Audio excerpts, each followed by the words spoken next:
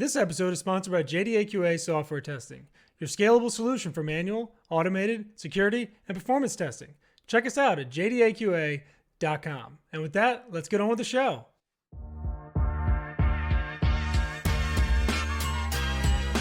This is The First Customer, hosted by Jay Agner.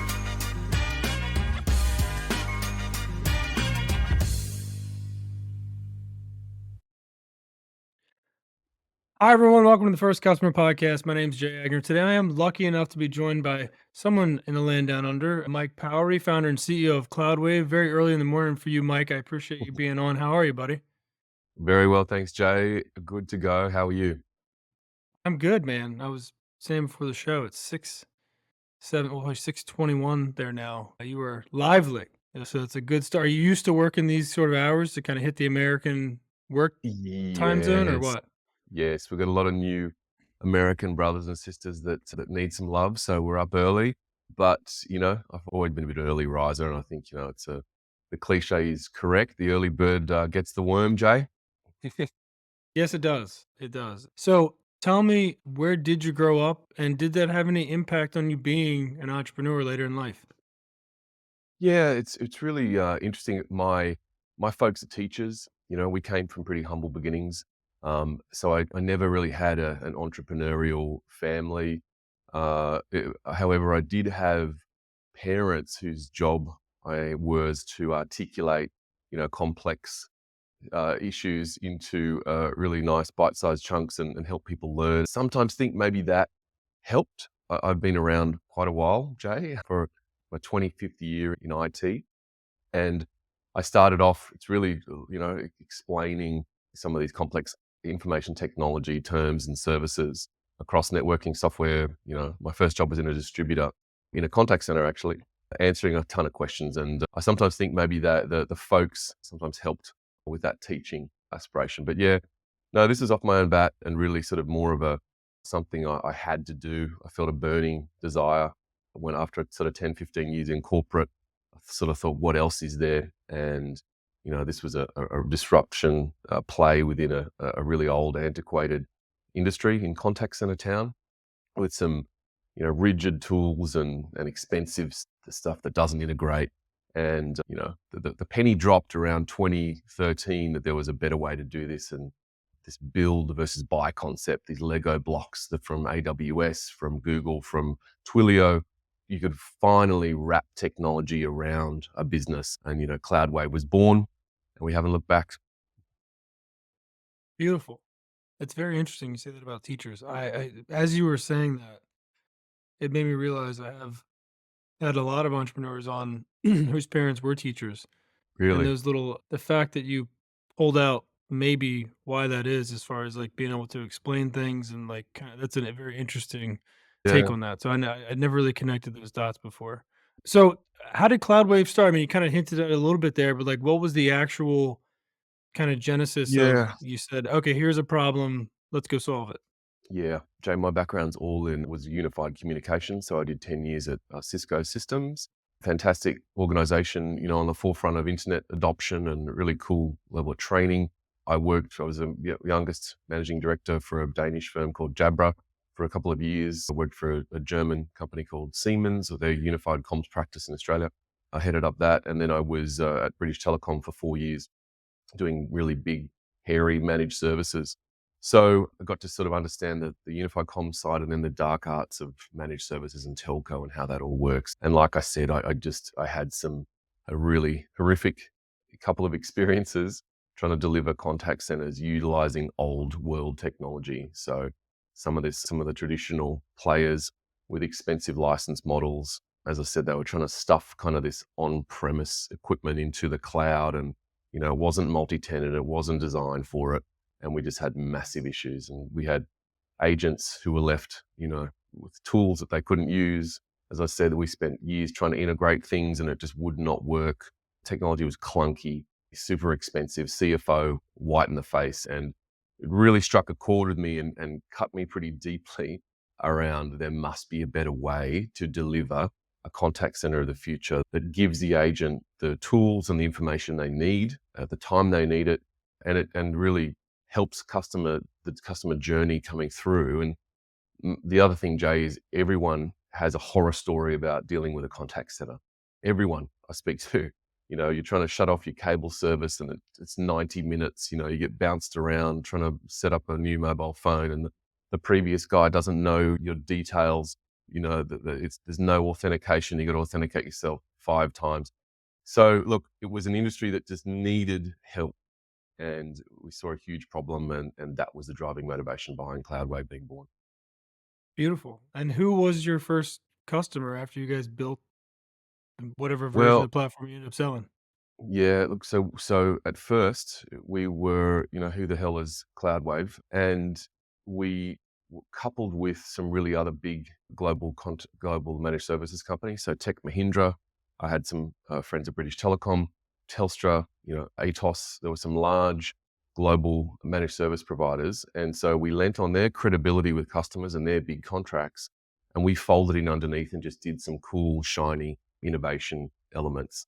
And that's how we really got started. So we leveraged their credibility, but we brought to the party some really cool innovation that they didn't have. And, a lot of these large organizations have to stick to a core few pillars of tech, and it slows them down in their competitive nature ability to meet customer demand. And we brought that. So it was a nice, powerful combo.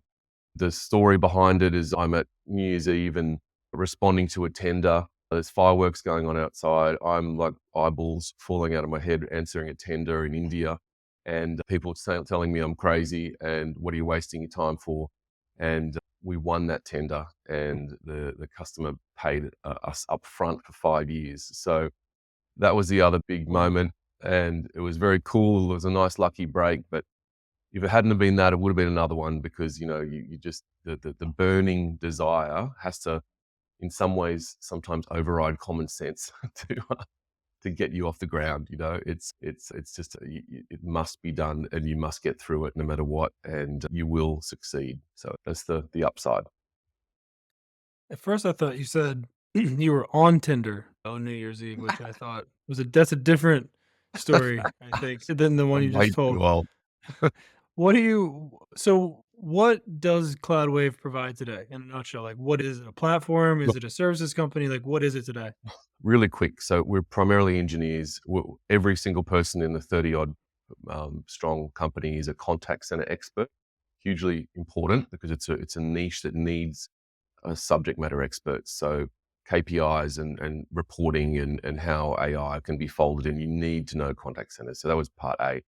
What we do is we take some really cool new age technology from the likes of primarily Amazon. So Amazon Connect is their latest contact center product, again in this Lego block framework with 300 odd different services that you can knit together around, speech and, text to speech, AI modules, incredible amounts of, you can change language, even the voice to different intonations for different countries around the world, and really shape that customer journey, play music on hold that suits that person's era.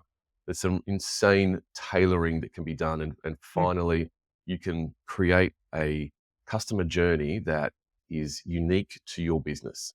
Now, the other side is also the agent. So if anyone's been into outside a contact center, it's a relatively thankless task. It's 8 hours a day of really dealing with problems. So we've made it our mission to improve the lives of these agents, because a happy agent will give a better experience, and that then creates longer lifetime value for the business, top line revenue, less churn. There's all sorts of really great ramifications and ripple effects of creating a good customer experience.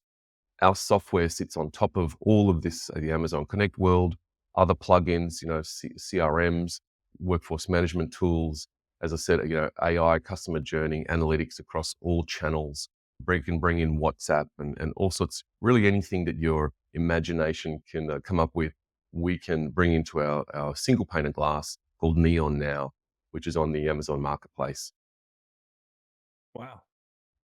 Hmm. Yeah, as we talked a little bit before the show. I worked at a call center platform company before. You got any stories from any of the call centers you've had to visit while you were building this platform? Is there, have you Man, I seen the love it. beaten down and the downtrodden?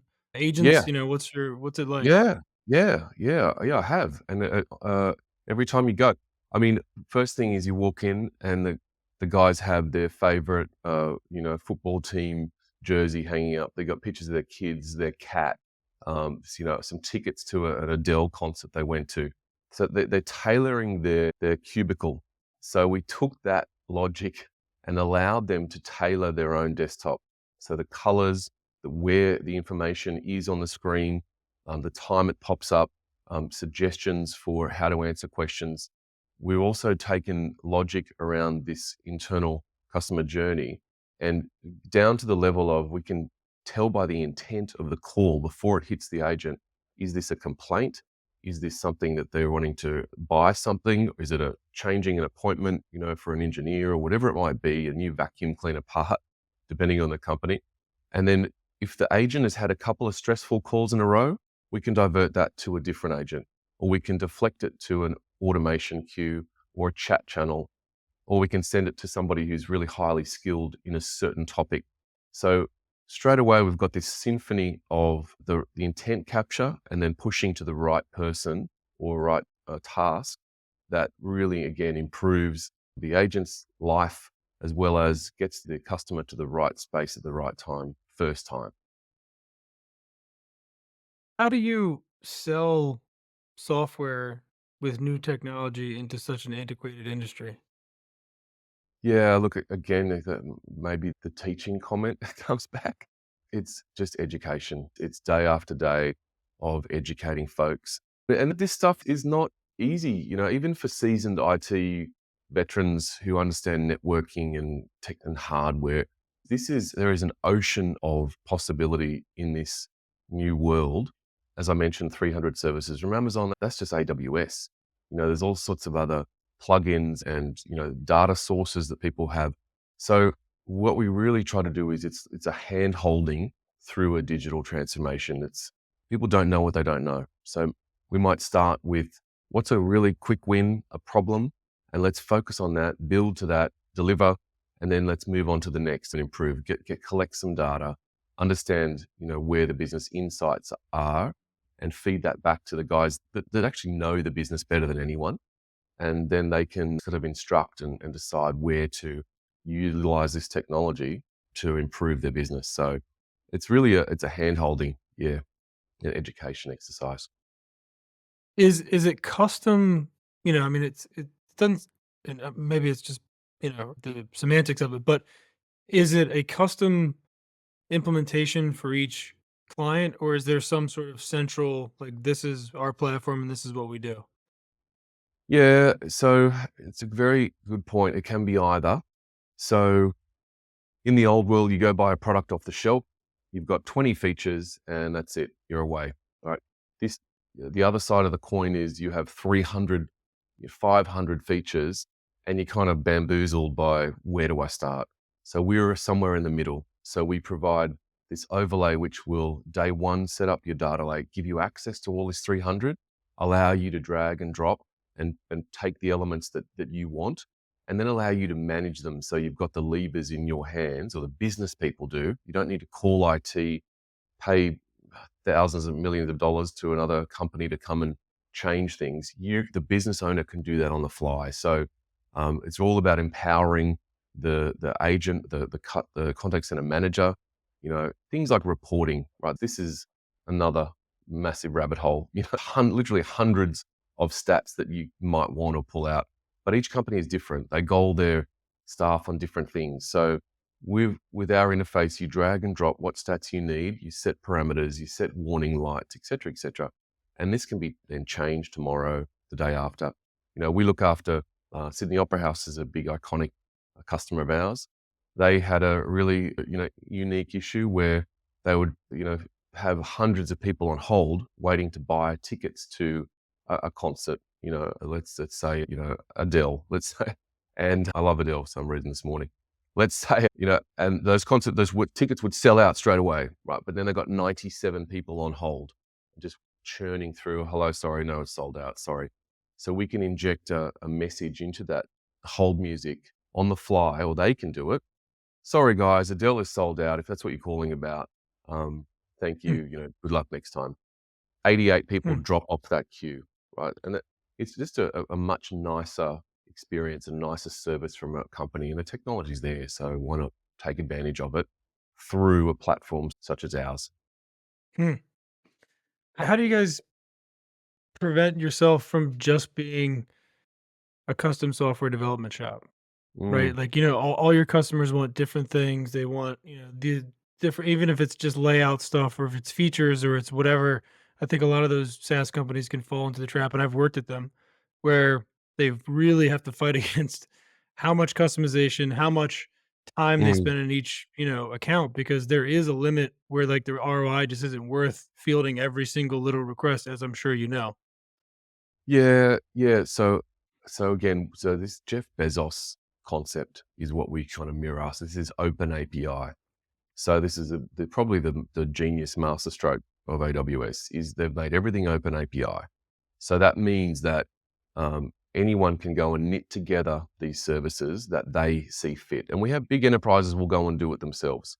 If they have, 100 different developers and, 6, 12 months and a few $1 million, which some big banks and these guys do, they will go and create their own and manage it themselves. Now, most companies in mid-market, et cetera, do not have those skills, but they still want to have this enterprise really cool tailored contact center. So that's where they will come in and use our framework and our overlay, which is again not hard and fast. We're not shoving them into that 20 features and that's it. You have the Hmm. ability to pull in what you want as a business and then use that as a launching pad into differentiating yourself against your competitors. So we're giving them the levers. We're not forcing them into a product, if that makes Hmm. sense. Yeah, but Yeah, that makes it's an sense. interface. It looks like a cool product. You've got reports and flashing colors and all sorts of cool stuff, but you're in charge of all those flashing colors and where they sit at what time, etc. So we're in that middle hybrid ground, and I think it's a great place to be. It solves the problem on both sides.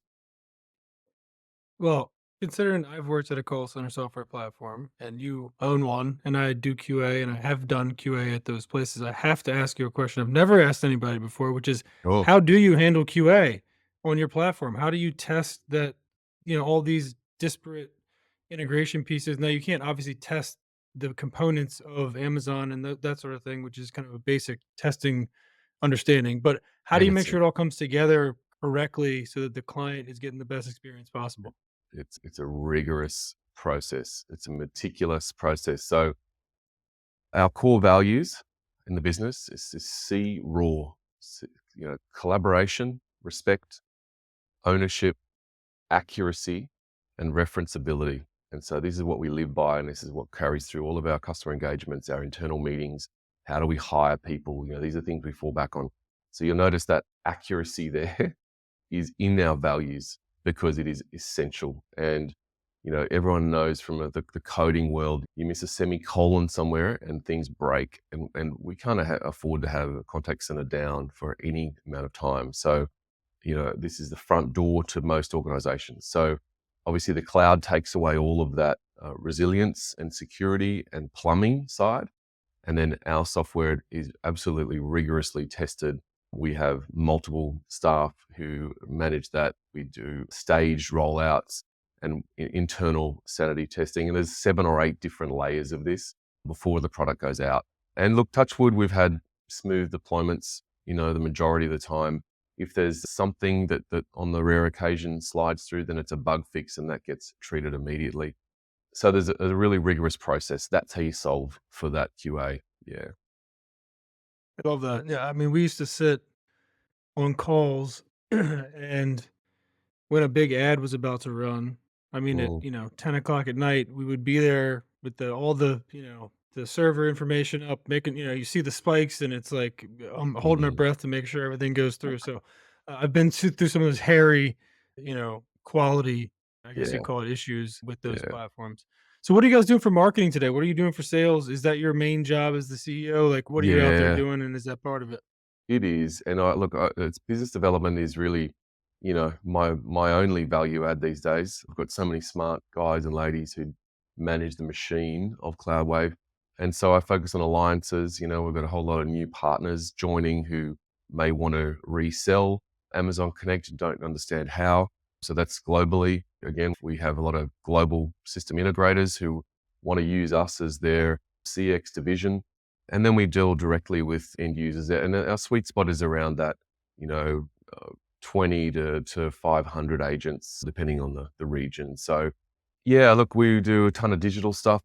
I used to shell out, tens of thousands of dollars for various shows, and I just don't know if there's much payback there. For me personally, for us, a lot of tire kicking and, more vendors at the show than actual customers. So, and that's just being general. So there are some good ones still out there.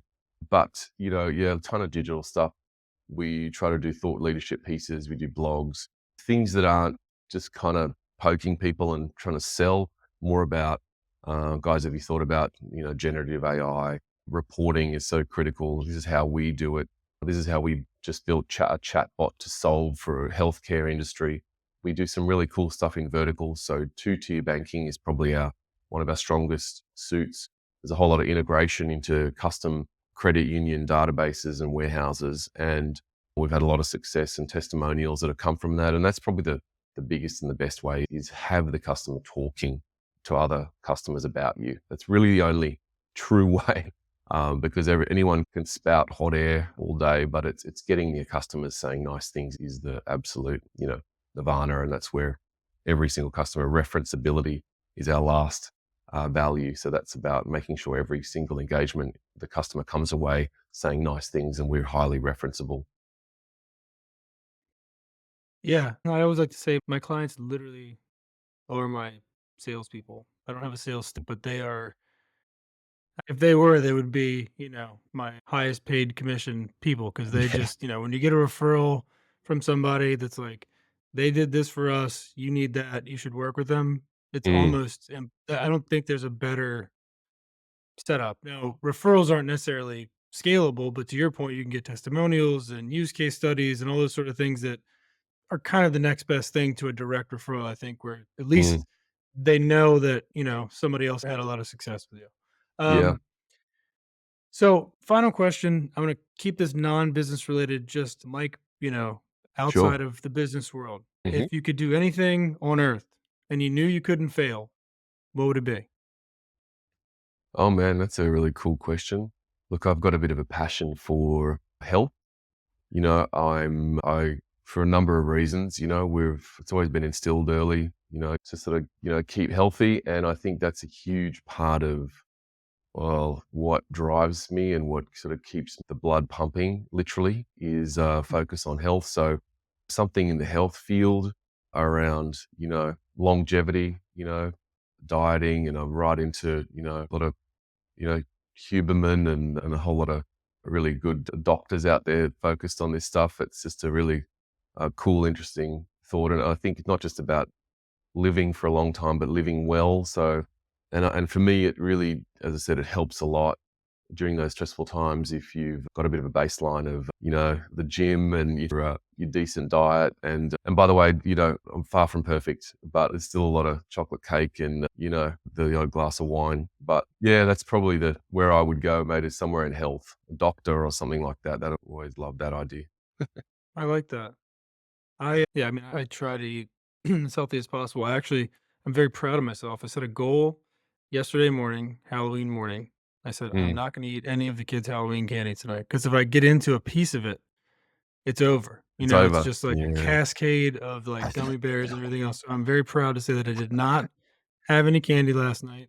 Well It was done. a goal of mine and I crushed it. So, Well done, man. those little wins, you know what I mean? It's the little wins. Mike, you are fantastic, man. If you want to find more about you or CloudWave, what's the best way to do that? Mate, I'd head to our international landing zone, which is www.neonnow.io.